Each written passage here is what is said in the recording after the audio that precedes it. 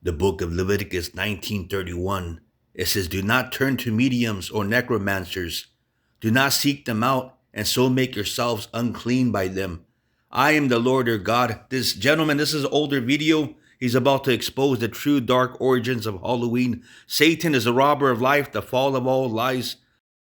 On the Illuminati's calendar, the highest, the most sacred of all nights of human sacrifice is that of Samhain. Now, the nights of Samhain are observed from October 29th through the 31st.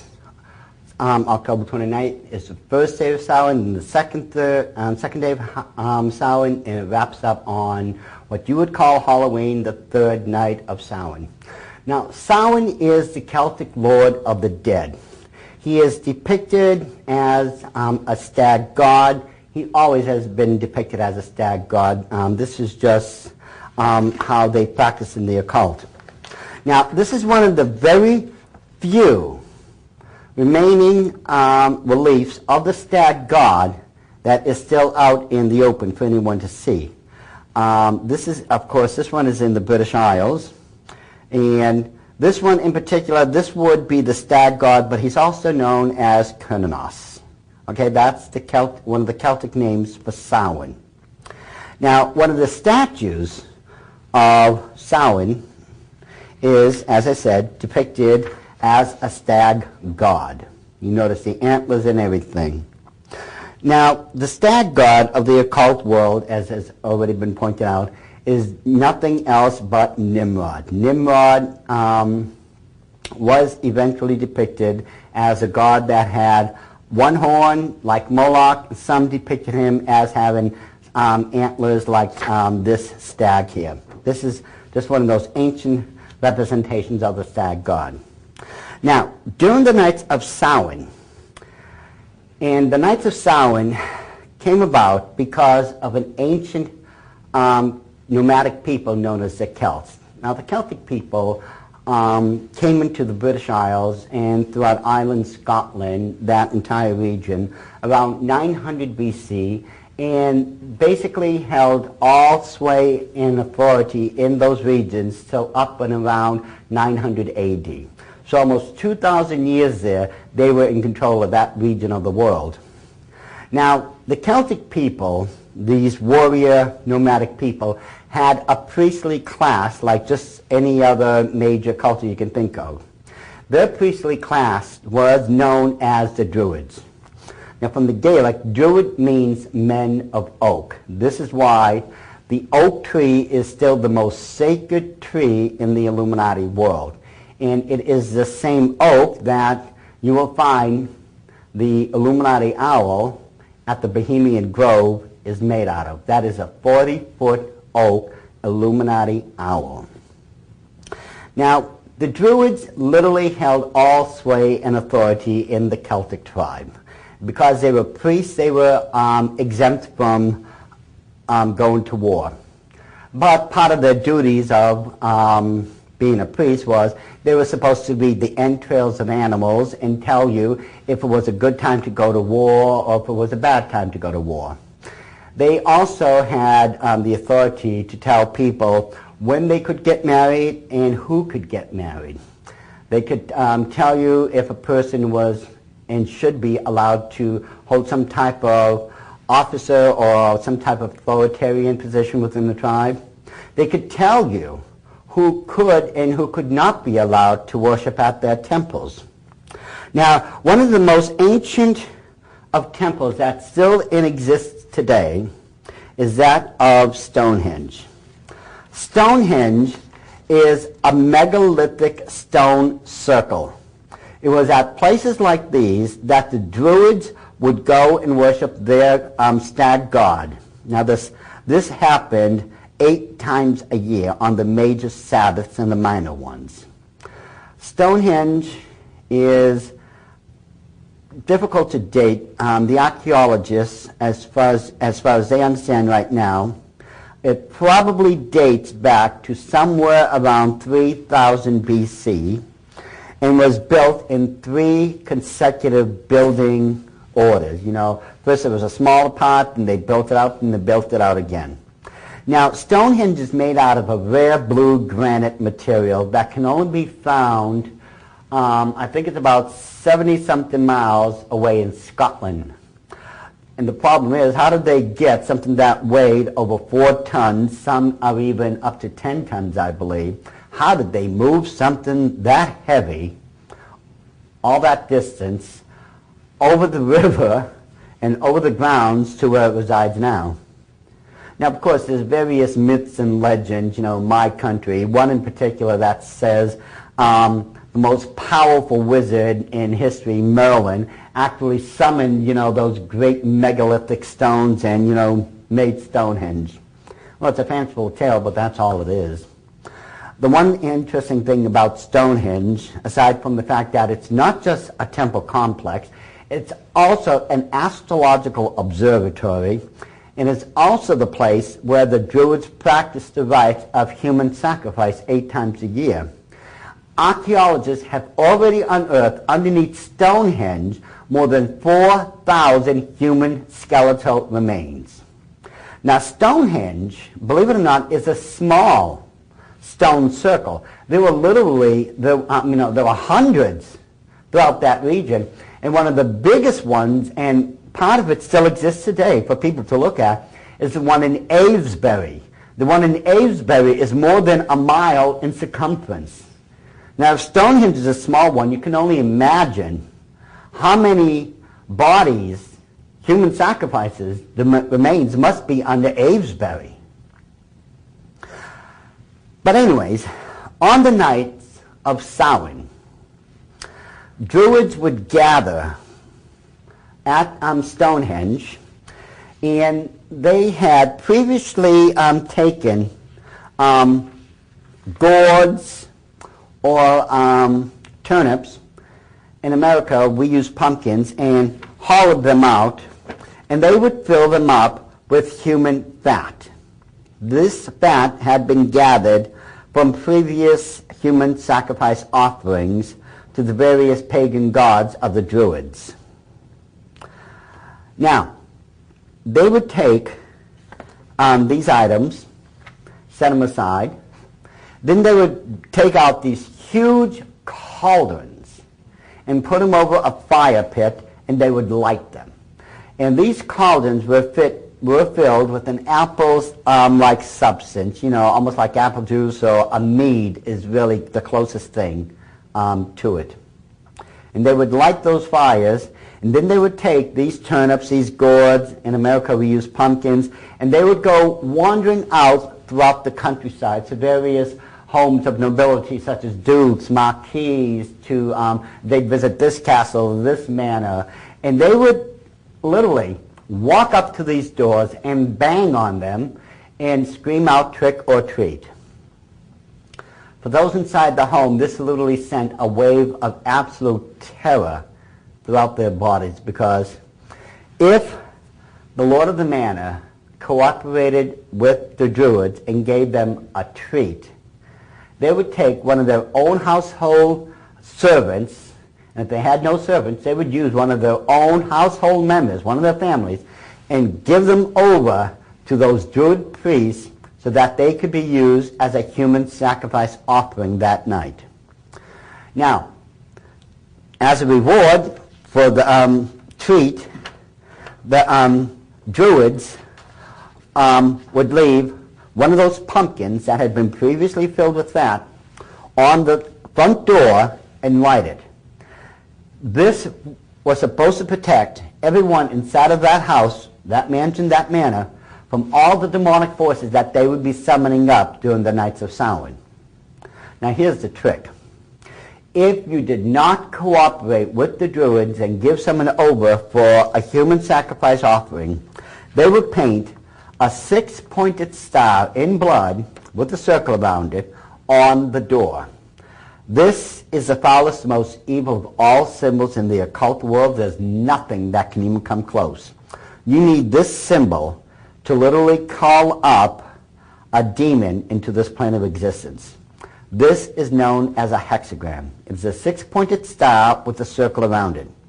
Usually that night, someone would be driven to their death form fear of everything that would be summoning up. They would be being attacked by demons, having these visions and everything. They would literally be driven to their own death through fear. Now, after many hours of wandering about through the countrysides, the Druids would come back to places such as Stonehenge, and this is where they would begin to have their version of fun. They would take their sacrifices, their soon-to-be human sacrifices, and they would line them up in one straight line. Now, do you remember those huge cauldrons we were speaking about? It would be cauldrons such as these huge cauldrons that had been previously filled up with that apple cider or mead-like substance, and the Druids would take apples and throw them into these cauldrons. Now, I want you to think of something first before I continue. The boiling point of a liquid in this case is 212 degrees Fahrenheit. Literally speaking, it could melt the flesh right off of you. And so what the Druids would be doing, they would be taking apples and throwing it into those cauldrons. Then they would take one of those people and bring them up to the cauldron and say, now if you can take one of those apples out in between your teeth on the first try, we will let you go. Now, think about this.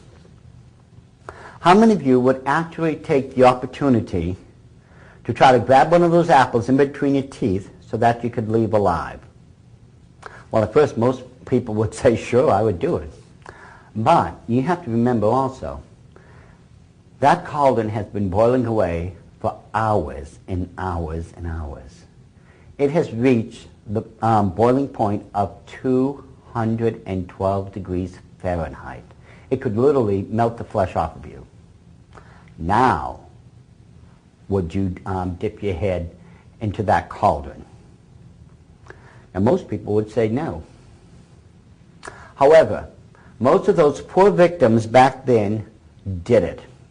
Because you see, that would be the only chance that they had of escaping and living. There was no other choice. If they wanted to have a chance to live and go back to their families, they would take it. Of course, the problem would be, once they dipped their heads into that liquid, I mean, oh my goodness, medically speaking, from my medical background, I can tell you the damage was horrific, you know. Not just the third-degree burns and the scarring alone that would happen afterwards, but the 212 degrees liquid going into the ears would give them permanent hearing loss. Into their mouths, they would have respiratory damage for the rest of their days. If any went in between the eyelids, they'd end up blind or near blind. I mean, the horror of what the Druids considered to be a game is reprehensible in the least. But for those who actually grabbed an apple, the Druids cut their binds off immediately and sent them home. However, if you did not grab an apple in between your teeth on the first try, they threw you on the ground and beheaded you right there on the spot. And the archaeologists have found many of those remains of those people underneath Stonehenge had indeed been beheaded. Now, before the Druids had set out on their nightly vigils for those 3 days to practice and worship during the nights of Samhain, a week before that event, they had sent the Celtic warriors throughout the entire regions and had them gather up thousands of wicker reeds. Now, I'm sure many of you have seen wicker used before, such as in, wicker furniture or in baskets that was used for the little baskets for Easter. Some people in the martial arts are using wicker reeds. Wicker is a very durable substance. It bends and gives, and it really is something you can work with. Now, after those reeds would be brought over, the Druids had built these huge, human-like effigies. I mean, they were 20, 30 feet tall, and they had cages built in them. This human effigy was known as the Wicker Man. Now, the Wicker Man, as I said before, resembled that of a human being, and there were various cages running throughout it where they would put animal offerings, some had food offering, the rest of it were where they put their human sacrifice offerings. They put them inside of the Wicker Man. Then afterwards, they would call upon their god, one of their false gods known as Kurnanos.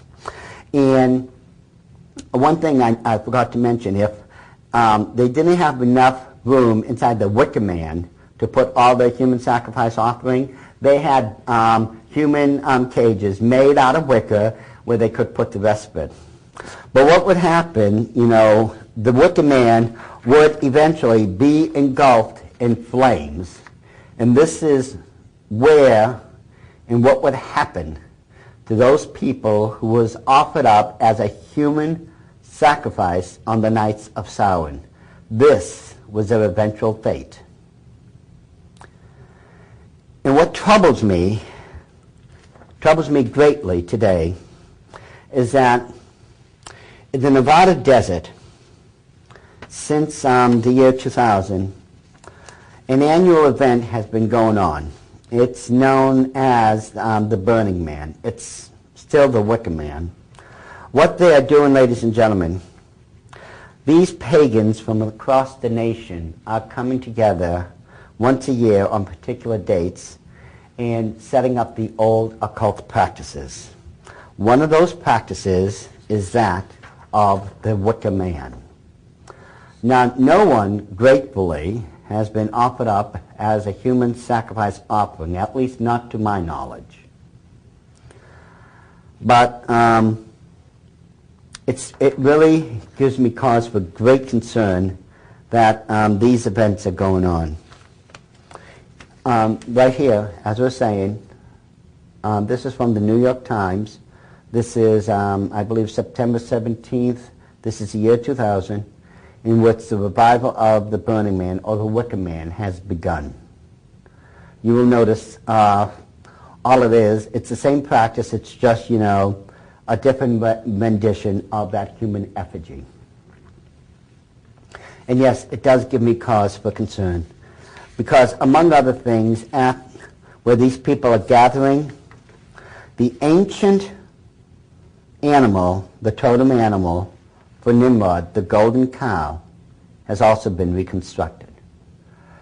This is the same creature that the Israelites had fallen down and worshipped at the bottom of the mountain of Sinai when Moses had vanished, and Aaron was forced to make a golden cow for the people to worship.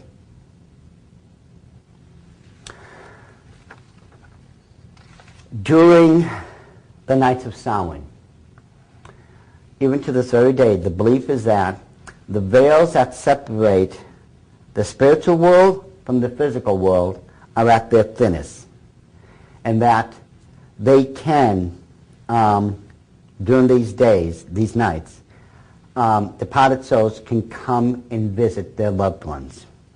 Now, this is only done once you light the great bonfires, or what's known as the bale fires. Once these bale fires are lit, they act as a beacon to those departed souls in the spiritual realm for them to focus on. This will allow them to cross over and enter into our world. But the problem here is no one and nothing says that these spirits that are crossing over are going to be benevolent or good spirits. Nothing guarantees that.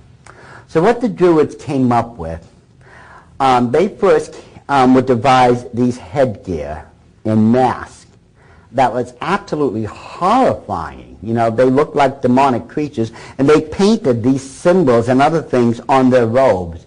And all these things were supposed to keep those malevolent or bad spirits in check. And of course, you know, we have those things nowadays. You know, this is, of course, where the origin of the Halloween costume comes into play. Halloween is nothing but the recreation of the worship of Samhain, the Celtic lord of the dead, on his high and holy days. When we take a look at Halloween for what it is, well, kids are dressed up in these costumes, so are grown-ups. They go out trick-or-treating, don't they? And they demand a sacrifice. They get candy for it. Afterwards, well, they go home, and there will be these huge festivals like the Druids were doing, and they will be playing the same game, except we call it bobbing for apples. Instead of, you know, throwing it into a cauldron that's boiling at 212 degrees, we'll put it into a cauldron or into some other vat or something with cold water and have the people dip their heads in it and get it that way. It's the same thing, though. And so the practice of bobbing for apples still continue on today, except in a much easier format, if you would. But these things are still going on. Some people will say, oh, well, none of this really goes on anymore and that it's harmless and all this. Well, you see, this one photo that I brought is a photo of Stonehenge. Now, what most people don't realize is that this Stonehenge is in an area of Washington State known as Maryhill. This, believe it or not, had been built back in the 1900s, the early past, to honor those people who died during World War I because they fought in Europe. Well, personally speaking, I don't think I would want that as my own memorial because it's nothing but the ancient reconstruction of a site where human sacrifice had been practiced. To this very day, Christians will try to counterfeit Halloween by having what's known as harvest festivals. This is absolutely reprehensible. All we're doing is just giving it another name because people are still bringing carved jack-o'-lanterns. They're still giving out trick-or-treats, candies, and other things. They're still playing bobbing for apples. And I know of many of those places and Christian churches now that are still having Halloween parties at the churches where people come in these costumes. I know. I've seen it myself.